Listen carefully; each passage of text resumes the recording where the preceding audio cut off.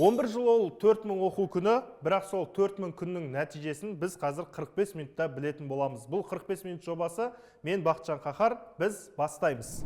Қысқасы ойын ережесі мынадай. Жүргізуші Бақытжан Қахар жұлдызды қонақ пен қарапайым оқушыға мектеп бағдарламасынан алынған 11 сұрақ қояды. Бірінші сынып деңгейіндегі сұраққа бірінші сынып оқушысы шығып, дәл солай сұрақтар әр сыныпқа ауысқан сайын оқушылар жасы да ұлғая береді. Ойын соңында қонақтың білім деңгейіне байланысты марапат беріледі.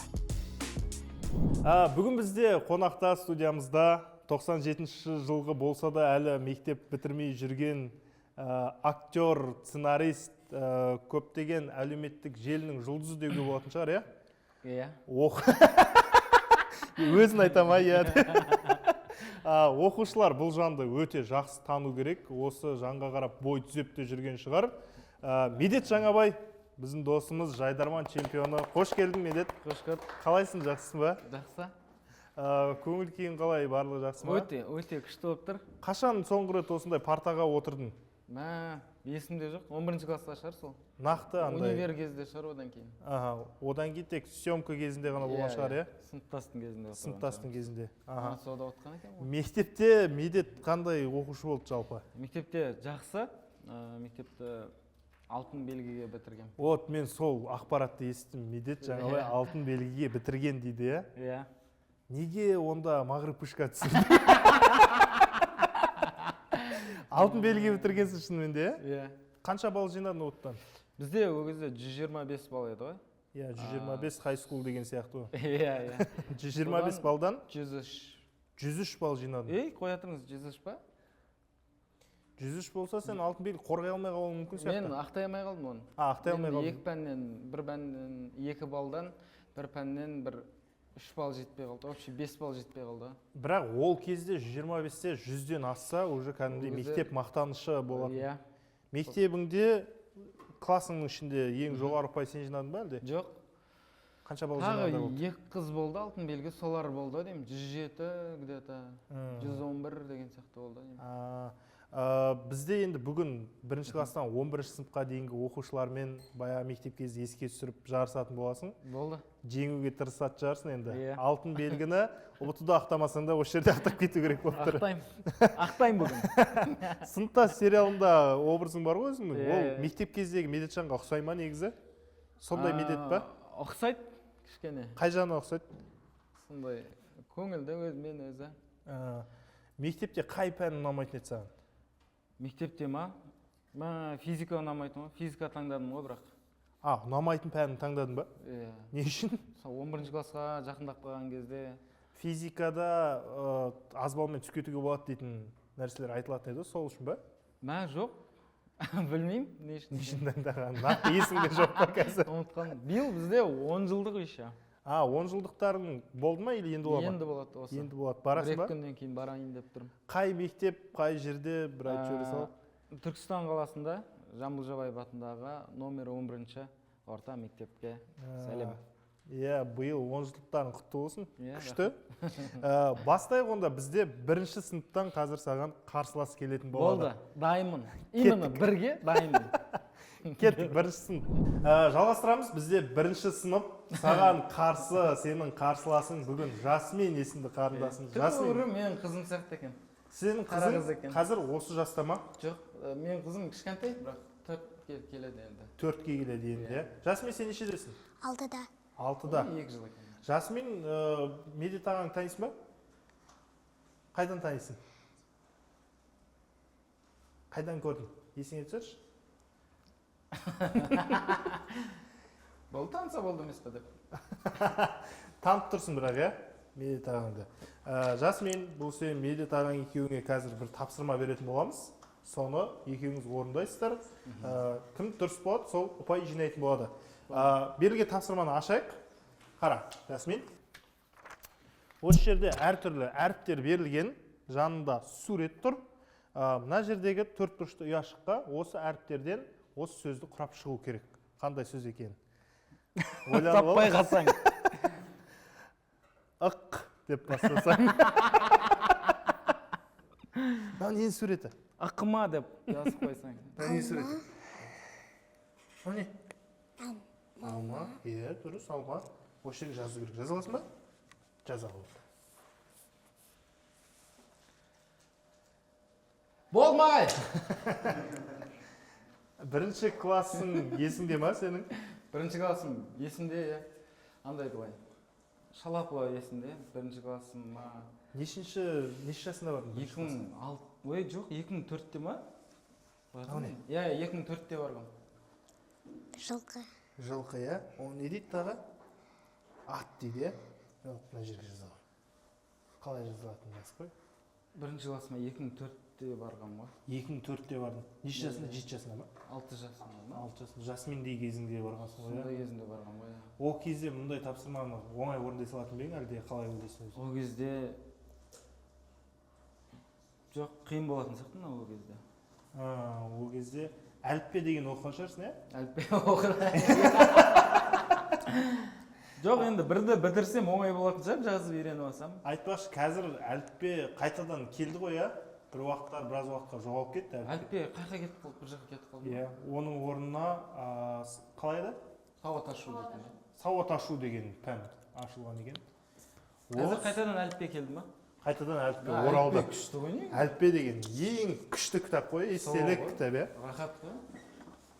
Бірінші суретті бізде алма болған, қолы күшті екен. Алманы дұрыс жазған жасымен. Қолы күшті екен шынымен, иә? Одан кейін атты жазған, одан кейін кітапты жазыпты. Мінекей жасымен, сізде де солай шығар, иә? Бір тексеріп шығарсаң. Дұрыс, өте дұрыс. Бірінші кезеңде екі қатысушы да бір-бір ұпайдан алады. Рахмет. Жалғастырамыз. Бізде екінші сынып, бірінші сыныптан сүрінбей өттің, бірінші класты өтіп алдың. Екінші сыныпта саған қарсы осындай жігіт қарсы ойын деп отыр. Есімің кім? Димаш. Димаш деген жігітке қарсы ойнайсың. Болды, Димаш. Димаш, қалай болып отыр сабағың? Жақсы, осы екінші сыныпты 5-ке бітірдім. Бәрі 5-ке бітті ма? БЖБ, ТЖБ. БЖБ, ТЖБ? 5-ке. Сондай да бар ма не қазір? Мен примерно білем, БЖБ, ТЖБ деген нәрсе бар екен. Бірақ мектепте екінші класста бар екен, білмейткен. Сондай бар ма сендерде? Оны 5-ке бітірдің, БЖБ деген не ол?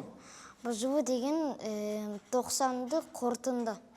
Ал ТЖБ деген 90-дық нақты несі. Точно осы жол қорытындылаймыз дейді. Мынаның артын жауып, осымен бітіремін. БЖБ, ТЖБ деген біздің сессия деген сияқтыға келіп тұр енді. Жалғастырамыз. Димаш, саған Медет ағаң танисың ба? Иә. Қайдан танисың сен? Сыныптастан, Мағриб Пешкадан, тағы қайдан көрдім. Есімде жоқ. Осы Мағриб Пешканың 2-ші сезонының 2-ші сериясын бүгін көрдім. Бәзен бір просмотр болса. Қабдол, бетін ашатын ненің несі ғой деп керісінше танитын болса. Солар жақсы көріп көресің ба? Ұнай ма саған Медетжанның ойыны, шығармашылығы? Күшті ойнайды. Күшті ойнайды, иә? Ол жақта ұлды ойнай ма, қызды ойнай ма? Қызды ойнайды. Қызды ойнайды, иә? Сенесің ба қыз екеніне ол жақта? Жоқ, сақал өсіп тұр. Сақал өсіп тұр ғой деймін. Кеттік, екінші сыныптың тапсырмасы әріптерге байланысты аша қойыңыздар. Мына жақта сіз танитын жігіт бір әріптерді айтып тұр аузымен. Қай әріпті айтып тұрғанын сіз табуыңыз керексіз, сізге әріптер көрсетілмейді, ал сізде астында әріптер тұр, сол әріптерді сәйкестендіріп шығу керек. Примерно ма? Мынау, солай салыстырасың. О, дұрыс, бірден түсініп алды. Не деп тұрмын? Мағай, айтсашы, не деп айтырсың? Мына жері, мысалы, мынада ұқсайды О деп деп тұрсың, тұру да мүмкін, О деп тұру да мүмкін. Екі вариантта да жазып кетсең Жарайды, жазып кете сал. Бірақ нақты бір әріпті айтқан бұл жерде. Ана жерде ма? Жарайды, кете берсін. О, болып қойды мына жақта уже.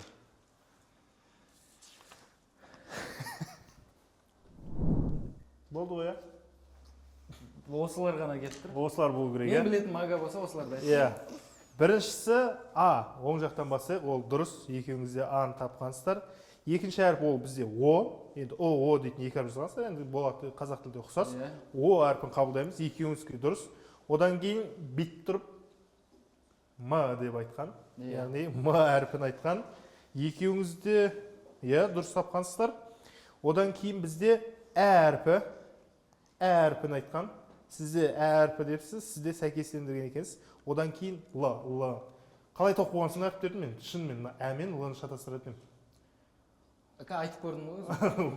Не салып көрдің ба? Мына ағаңды танисың ба сен? Иә, Ол кім? Пакистандағы Макау.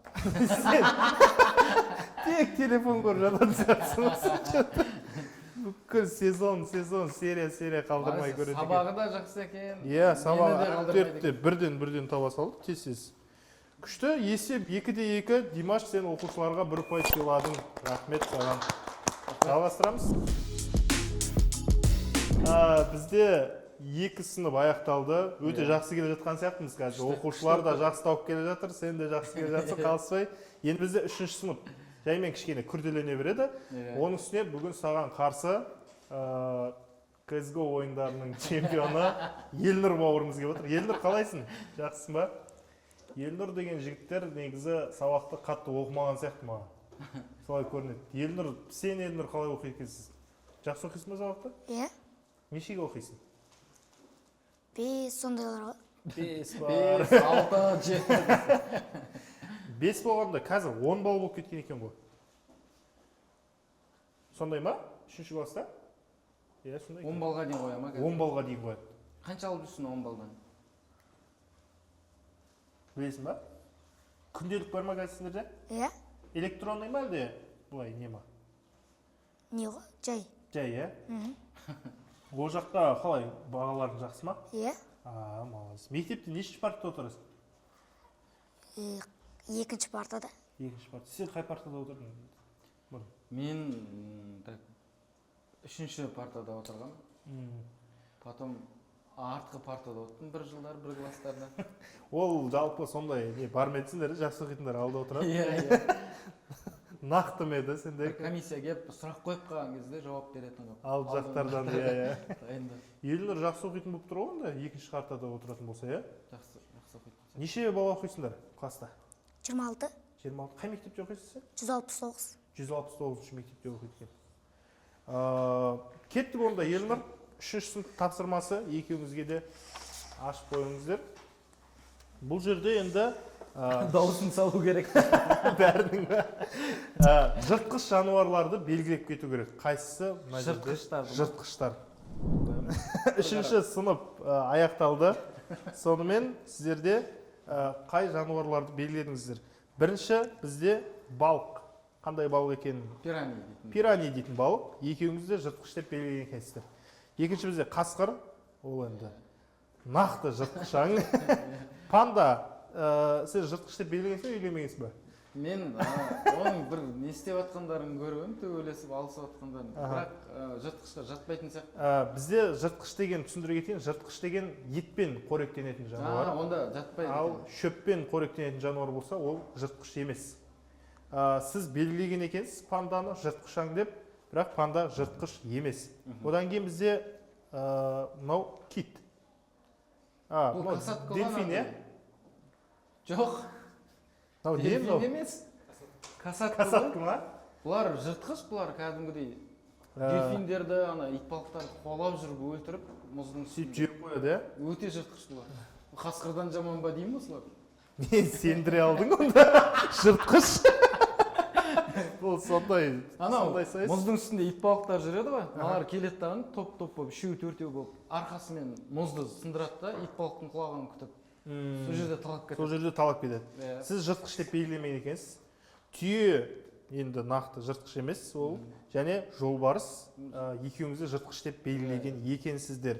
Екеуіңізде, яғни бізде бір қатеден. Жоқ, 2 қате екен бізде. Сізде 1 қате, сізде 2 қате шыққан екен. Өйткені сіз панданы жыртқыш, мынаны жыртқыш емес деген екенсіздер. Сонымен бұл айналымда Медет Жаңабай жеңіске жетті. 4-ші классқа, иә? Мен 4-ші классым ең қызық кез болған ғой. Бастауышпен қоштасуда, класста жақсы көретін қызыммен билетпей қойып, 4-ші сыныпта, иә? Иә. Жүргізушімін ғой еще, бастауышпен қоштасуда ше. Жүргізбеймін деп лақтырып жіберіп, жылап мектептің арғы басына шығып, апайлар жүгіріп келіп, "Болды, деп билейсің сол қызбен" деп. сөйтіп мен кіріп қаламын ғой, мені көндіріп кіріп қалсам тағы 2 парочка қырылып жатыр. Ана мен анау билейін дейді, ана мен мынау билейін деп. Жанел, сендер саған айтпақшы, қарсы 4-ші сынып оқушы Жанел. Иә. Жанел, сендер бастауышпен қоштастыңдар ма? Иә. Сендер вальс биледіңдер ма? Жоқ. Ондай жоқ екен қазір. Бұрын билегенбіз біз. Кәдімгідей бүйтіп дайындалып мынандай қылып қолын қой деп. 4-ші класста да, иә? Иә, бастауыш. Қалай қоштастыңдар? Ән айтып, сөйтіп қоштастыңдар ма? Билеп, Иә. концерт болды ма? Иә. Сен не істедің ол жақта? Жүргізуші болдым. Мен де жүргізуші болғанмын. 4-ші сыныптың 2 жүргізушісі бізге келе қалыпты, иә? Күшті жүргіздің ба?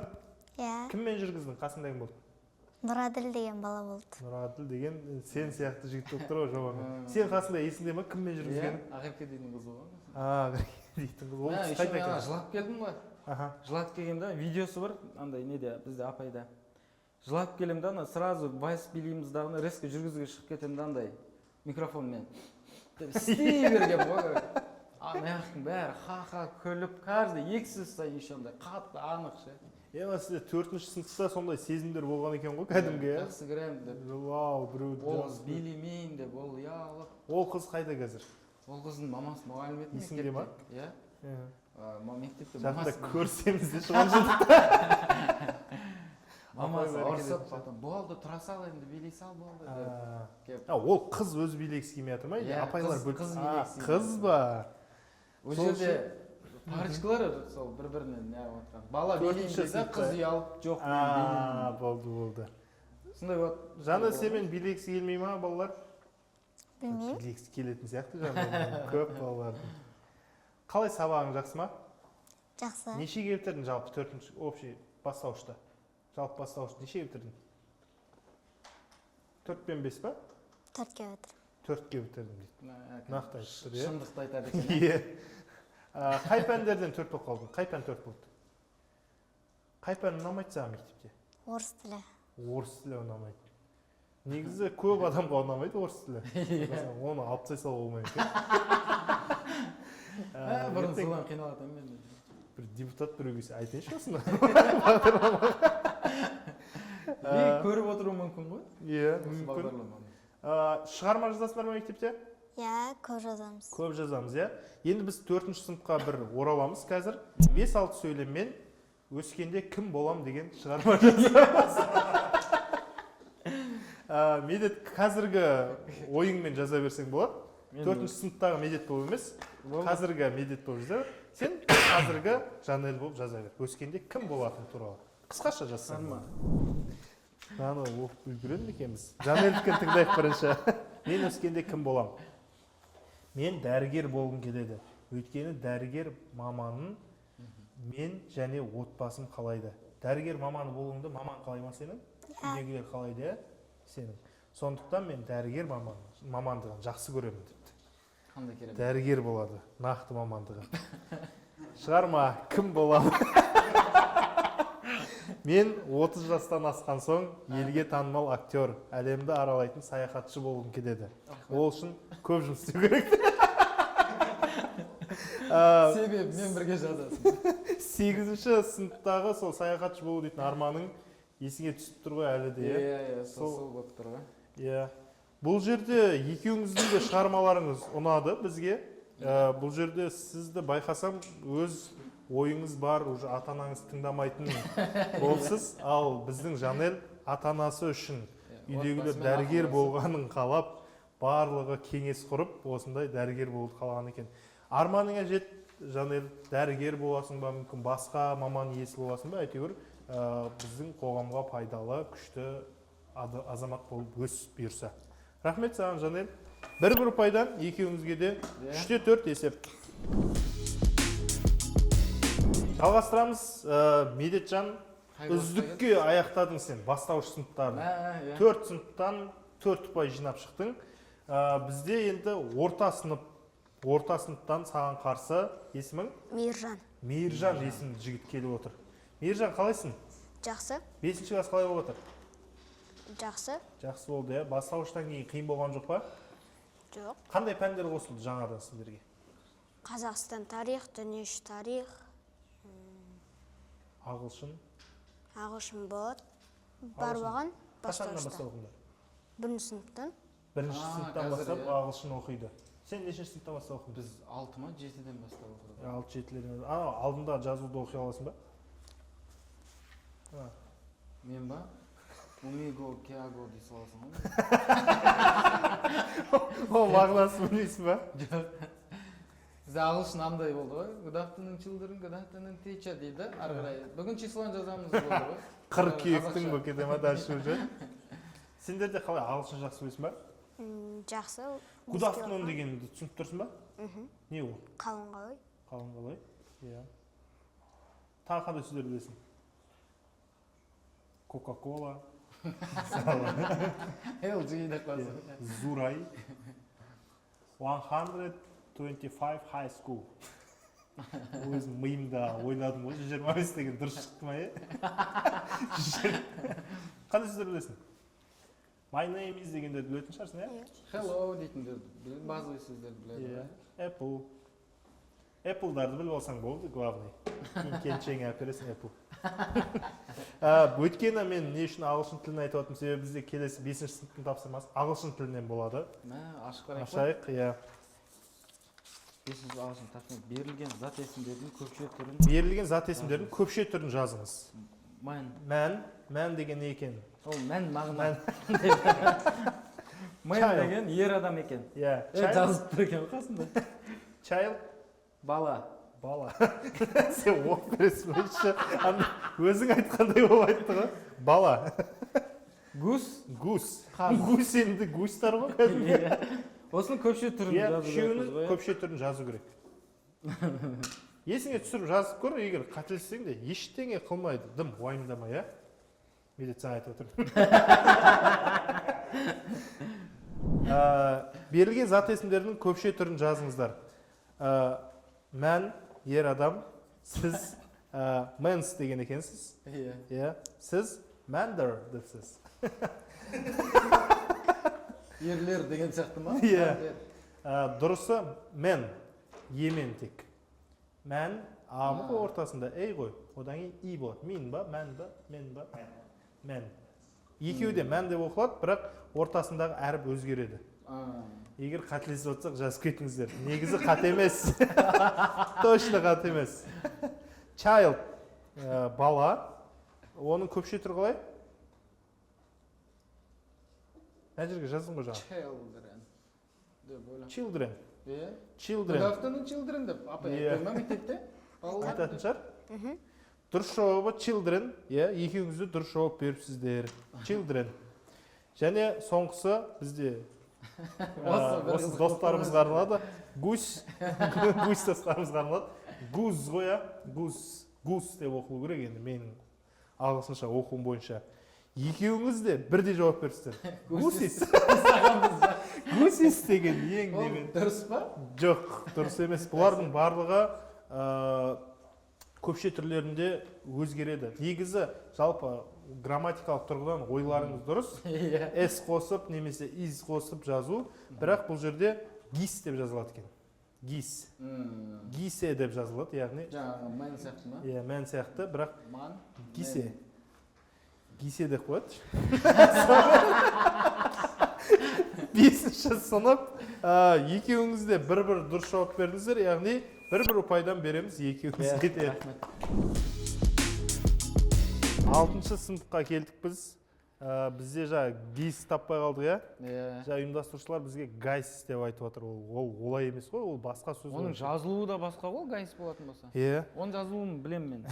Гайс болғанда оп-оңай жазып тастайтын едім десе. Гайсес дей саласың. Гайсес. Бізде ол жаңа джиги деген сияқты сөз ғой. Асфендияр Қасым дейтін менің досымның досы бар да. Джиги деген ауылдан келген ғой енді. Джиги деген сөзді мен шынымен тоже Алматыға келіп естіттім енді. Джиги деп ауылда қолданбайтын ақ қой. Джиги деген сөзді. Сөйтіп джиги деп балалармен айтқан джиги кеттік деген ғой енді. Сөйтіп әңгіме айтыла берген. Сөйтіп солай айтылады шығар деп ойлап, екеуі ғана тұрған ғой. Джиги кеттік деген ғой. Джиги қалайсың дейді. Сол сияқты біз әрбір сөздің мән мағынасына үңіліп біліп жүрейік. Бізде бүгін 6-шы сыныптан саған қарсы ойнайтын осындай жігіт, есімің? Әбілқайыр. Әбілқайыр. Ханның аты екен, е? Ханның аты, оның үстіне біздің келесі тапсырма тарих пәнінен болайын деп тұр ғой. Әдемі. Тарих. Тарихтан қалайсың? Жақсың ба? Жақсымын. Стористар көріп тұрасың ба? Тарих жақсы ғой, иә? Нешеге шықтың тарихтан? 5-ке. 5-ге шықтың, иә? Апасын. Сенде қалай өтті тарих? Тарих жақсы болды менде де. Жылдарға келген шатасам дейтін жоқ па еді? Жоқ. Менің сыныптасым бар ғой, мен жылдар мен адамның аттары дегендерді шатасам дейді. Ол содан тұрады ғой тарих деген жалпы. Қалған былай жақсы деп қойды. Сол ғой. Бізде дүниежүзі тарихын өтіп жатсыңдар ма? Екеуінде. Екеуінде өтіп жатсыңдар, иә? Онда тапсырманы ашайық. Бізде дүниежүзі тарихынан көрсетілген суреттердің астына олардың қай ежелгі өркениетке жататынын жазу керек. Бірінші суретте бізде бұл не? Ең суреттер мынау. Бірінші суретте ме? Иә, мынау.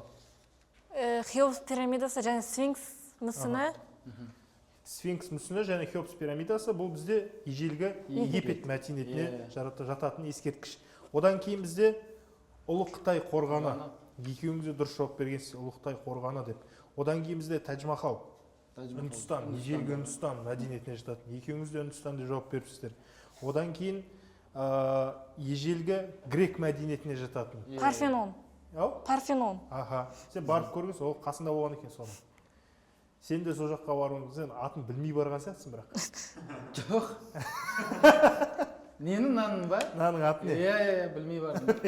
Греция, Афина. Мына жерде болғам дегеннен қорқып қайта. Мына жерде берген. Афинада, иә. Ежелгі Греция және сен мына жақта Италия депсің. Бұл жақта Рим империясы депті. Енді екеуіңізге дұрыс. Айналып келген кезде ежелгі Рим мәдениеті. Солай жазылу керек пе? Қай жерде орналасқандарын дегенге. Сонымен бізде екеуіңізді дұрыс таптыңыздар. Жалғастырамыз. Есеп 5-те 6. 6 сыныптан да дұрыс тауып келе жатсың әзірге барлығы. Енді бізде 7-ші сынып. 7-ші сыныптан бізге қонаққа Мағжан, иә? Мағжан есімді жігіт келіп отыр. Қалайсың Мағжан, жақсың ба? Нормально пойдет. Ау? Пойдет. Тақия, мен атың Мағжан, пойдет деген не? Атыңды кім құрметіне қойған? Енді Мағжан Жұмағұловтың құрметіне қойған. Маған құрметіне қойған болса.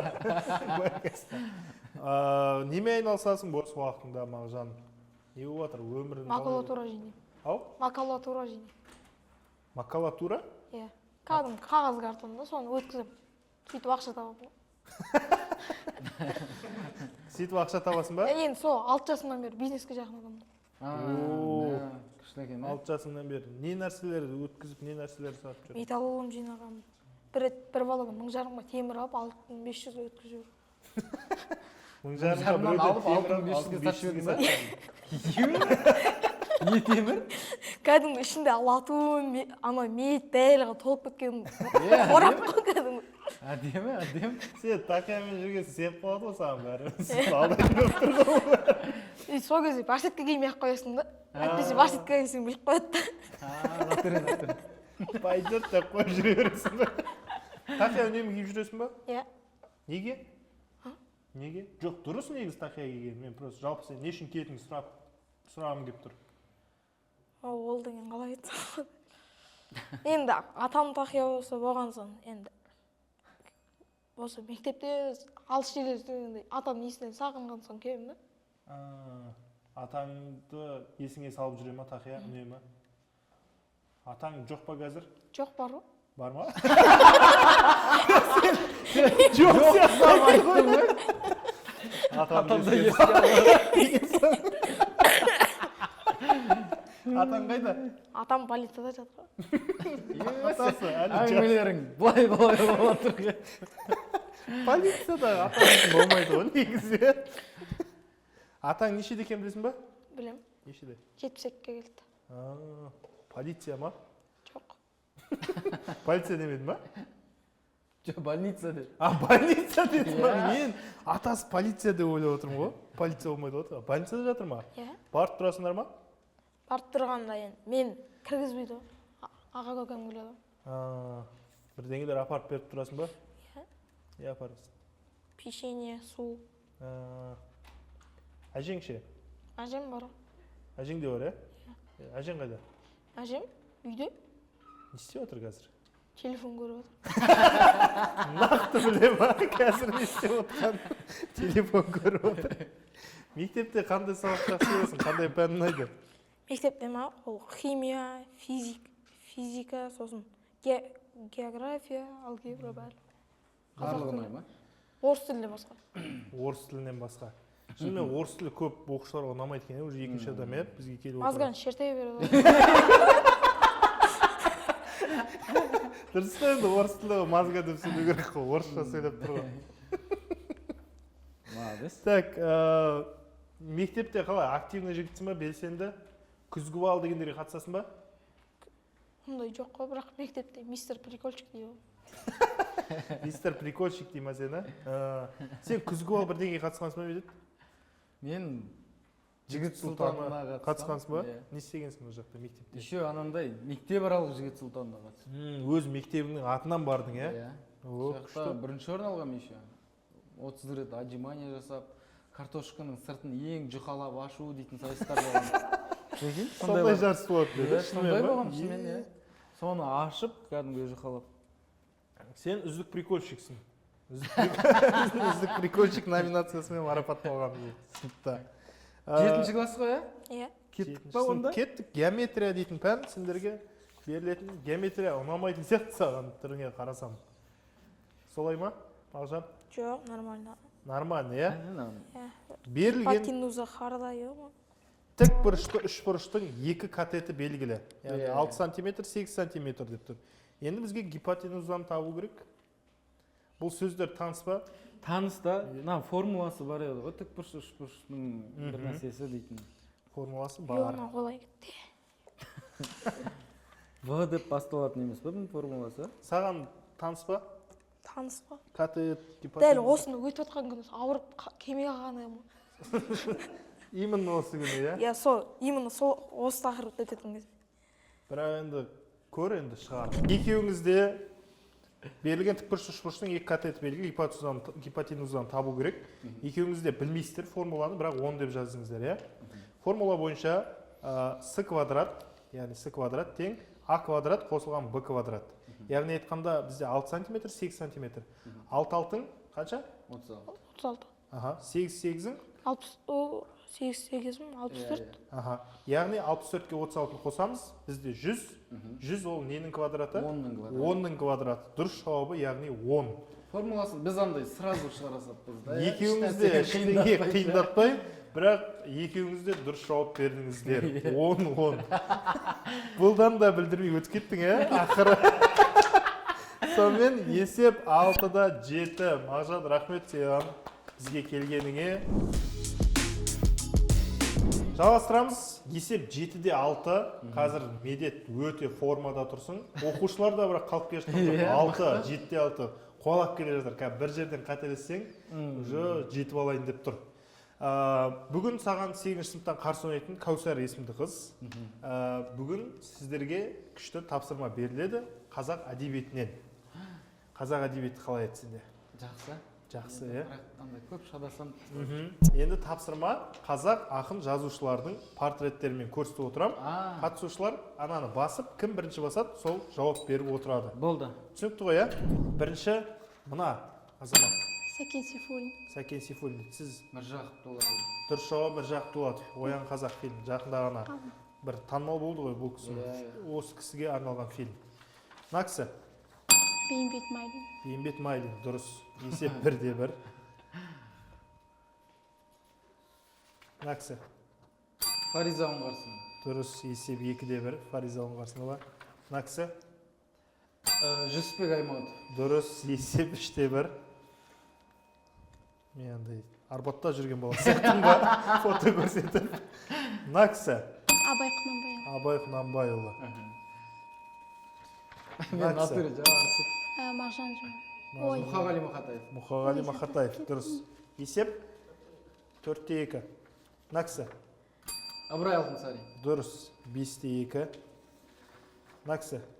Мұхтар Әуезов. 5-3. Дұрыс. Накса.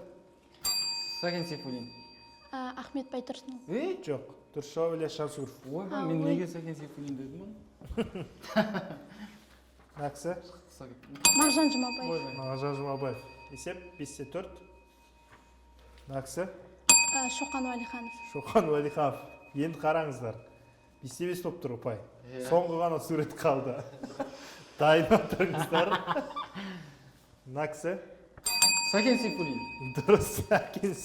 Жоқ. Сәкен Сейфуллин емес. Жоқ. Қазір қатын. Айтпаңыздар. Бұл енді бізде Әлихан Бөкейханов және соңғысы жаңа сіздер енді бұл суретті көрдіңіздер.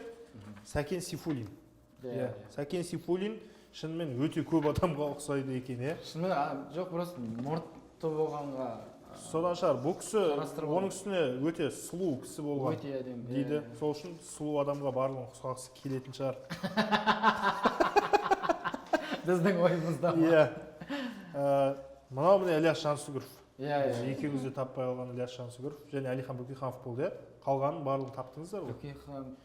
Соны Иә. кішкене. Ілияс Жансүгіров шынымен Сәкен Сейфуллинге ұқсайды екен. Мұрты. Просто мұрты сәл ұзындау болса, келеді екен. Оның үстіне бұл кісілер 3 бәйтерек деп үшеуі бірге бейімбет майлин үшеуін айтып жатады. Рахмет, бүгін есеп 5-5 болды ғой. Иә? Тең болып тұрды, Әлихан Бөкейхановты ешкім таппай қалды, және Сәкен Сейфуллинді бірге таптыңыздар. Сонымен есеп 5-5, екеуіңізге де бір-бір ұпайдан. Кәусар, рахмет саған. Жалғастырамыз, есеп 7-8. Медетжан 8 сыныптан 8 ұпай жинадың. Өте керемет. Бір кезеңдерде өзің біліммен, бір кезеңдерде Children'ның құдіретімен кетіп қалғанда турлар болды ғой, енді еске салсақ оны. Жалғастырамыз, 9 сыныпта саған қарсы Луиза деген қыз қарсы ойнайтын болады. Сіздерге берілетін пән ол география пәні. Географиядан бір сұрақ қойылады екеуіңізге, соның дұрыс жауабын табу керек. Өте оңай сұрақ. Күн жүйесіндегі ең үлкен планета қандай? Юпитер. Жауаптарды айтамын қазір. Біз жазып отыруымыз керек па? Жоқ, бір жауап жазсаңыздар болды. Күн жүйесіндегі ең үлкен планета қандай? Нептун, Плутон, Юпитер, Сатурн. Сіз уже тауып қойдыңыз, иә? Басынан айтасыз ба? Нептун. Нептун, Плутон, Юпитер, Сатурн. Дұрыс жауабы Юпитер. Екеуіңізді дұрыс таптыңыздар. Осылай жазып отыра берейік па, сіз айтып отыра бересіз? Жоқ, бірақ сұрақ осы. Өзі бірақ сұрақ па? Иә, өте ең қысқа болған раунд болған сияқты. Луиза кеш, Юпитер. Юпитер деп кәдімгі жібере салатын болды, иә? Рахмет саған, Луиза, бізге қатысқаныңа 9 сыныптан. Жалғастырамыз, бізде есеп 8-9, сен орта сыныпты да үздікке бітірдің. Енді соңғы 2 кезең ғана қалды. Саған қарсы бізде Юсуф деген жігіт. Юсуф деген пистолеті бар сияқты. Пистолетпен жүретін сияқты. Юсуф, қалайсың, жақсың ба? Жақсы, шүкір. Қалай болып отыр мектеп? Әдемі зор. Зор болып отыр ма? Переходной возрасттан өтіп қояды ғой, бұл жаста уже. Онда ма? Өтіп қойдыңдар ма? Өтіп жатыр. Өтіп жатыр. Қорқытса мені сәл. Қалай өтіп жатыр? Өтпелі кезең. Жақсы, әдемі. Әдемі, иә? Жақсы кездер, шынымен де бірақ. 10-шы сынып сіздерге тапсырма беріледі. Сен 10-шы сыныпта есіңде ма? Иә. Уже есіңде шығар? Ол кездері уже 9-дан бастап, 8-7-ден бастап есімде, былай қарай. Қандай жігіт болдың 10-шы сыныптарда? Уже серьезно болып кеттің ба? 10-шы сыныпта кәсім шалбар киіп, шашта базар жаққа барып қидыртып, районда қидырта салмай. Одан КВН ойнап бастаған кезім ғой. Айтпақшы, Юсуф та жайдарман ойнап бастаған. Неше сыныптан бастап ойнадың?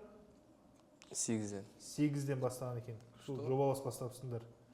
Жоқ, мен де сондай кезде бастадым. Просто онда уже біз қалааралық,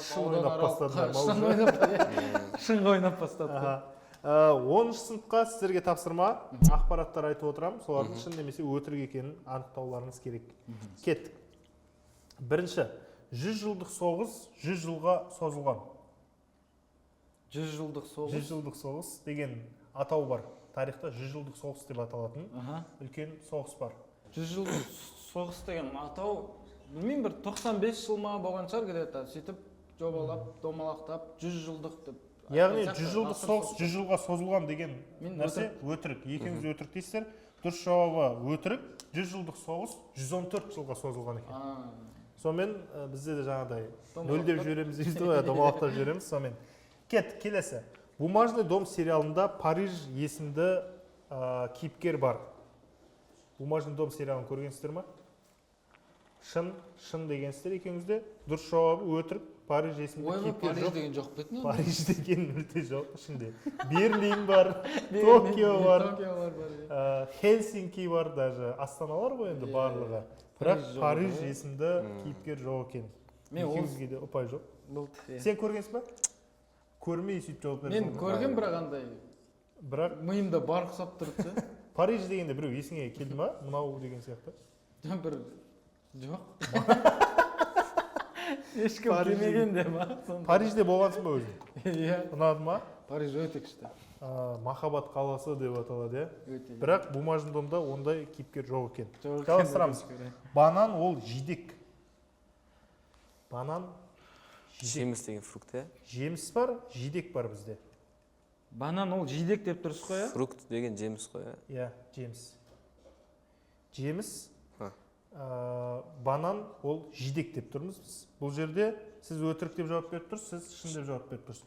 Дұрыс жауабы шын. Жидекке жатады екен. Иә. Бізде жидек Ол деген жидек кезде деп кішкене құлпынай, сондай таңқурай деген нәрселер ғой. да? Бананды да жидекке жатқызады екен. Жеміс емес, жидек екен. Бізде таң қалдық. Ұйымдастырушыларды таң қалды. Ертең мынау өтірік болып шығып, бізде таң қалып атпайық. Жоқ, шын. Негізі шынымен ақпарат сондай. Түйеқұстың көзі миынан үлкен. Көзі миынан үлкен. Түйеқұстың көзі Миынан үлкен. Көз деген өзі кішкентай болады ғой, негізі. Иә. Ол соның өзі мидан үлкен дейді. Миы одан да кішкентай болып тұр ғой, значит. Түйеқұс деген. Дұрыс жауабы түйеқұстың көзі миынан үлкен шын. Түйеқұс дейтін өзі кішкентай ғой, басы білесің ба? Оның ішінде миы өте кішкентай болады ғой оның. Жоқ, көзінен кішкентай болып. Көзінен де кішкентай болып тұр екен. Вообще миы жоқ құса екен ғой. Кит ол балық. Шын ба? Кит ол балық? Иә. Балық па? Жоқ. Кит. Не ол? Ол балық қой, сүтқоректі ғой дегенім ғой, то есть. Кит ол балық емес те. Сүтқорек деген дұрыс. Екеуіңізде өтірік деген жауап бердіңіздер. Дұрыс. Ең үлкен тірі ағза ол саңырауқұлақ. Ең үлкен тірі ағза? Ол саңырауқұлақ. Мен өтірік сеп? Шын дейді. Мына жақ өтірік дейді. Дұрыс жауабы шын. Ең үлкен тірі ағза ол саңырауқұлақ екен. Сен тексере алмайтындай ұтылысып жатып сен.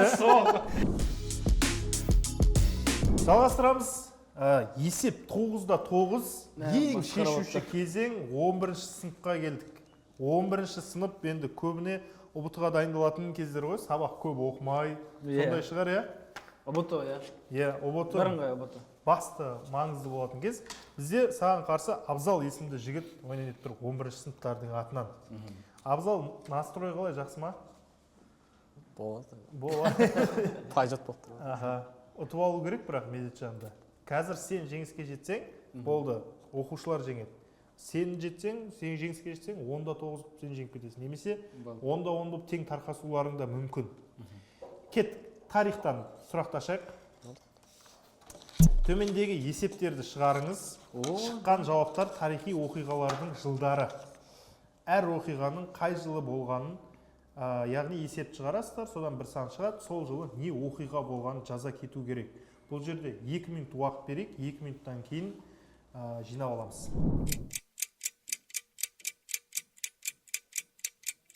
Уақыт болды ма? Сіздерде 2 минут уақыт берілген, 2 минут болды. 2 минут өтіп кетті ме? Бірінші екеуіңіз де бірінші есепті шығарып үлгіріпсіздер. 1465 шықты, иә? Иә. Екеуіңізде де. Ол жыл не болды? Қазақ хандығы құрылды. Қазақ хандығы құрылды. Екеуіңіз де дұрыс жауап бергенсіздер. Болды. Жарайды, мен басқа есептердің жауабын айтайын, сіздер соған сай тарихи оқиғаны айтып көріңіздер. Екінші есепте 1991 шығады. Ол жыл не болды? Тәуелсіздік алды. Аха. Жарайды, мен сандарын жапшайын, сіздер оқиғаларды жапшыңыздар. 1986 үшіншіде, 1945 төртіншісінде, 1941 бесіншісінде және 1998. 30 секунд уақыт берейік, қандай оқиға болғанын жаза кетіңіздер. Жеңімпаз анықтайық бәрібірде. Уақыт болды, сіздерден жинап ала салайын. Ала салыңыз.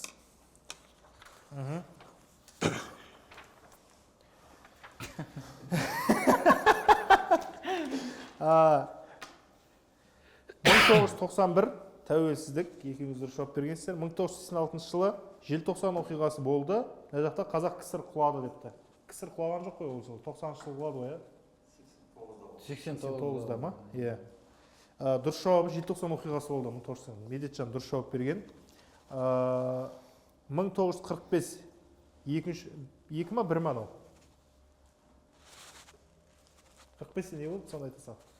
Бірінші дүниежүзілік соғыс аяқталды деген. Ұлы жеңіс күні Ұлы Отан соғысы аяқталды. Екеуін де дұрыс қабылдай беруге болады. Ұлы Отан соғыста, екінші дүниежүзілік соғыста 45-те. 1941 жылы аяқталуы депсіз сіз.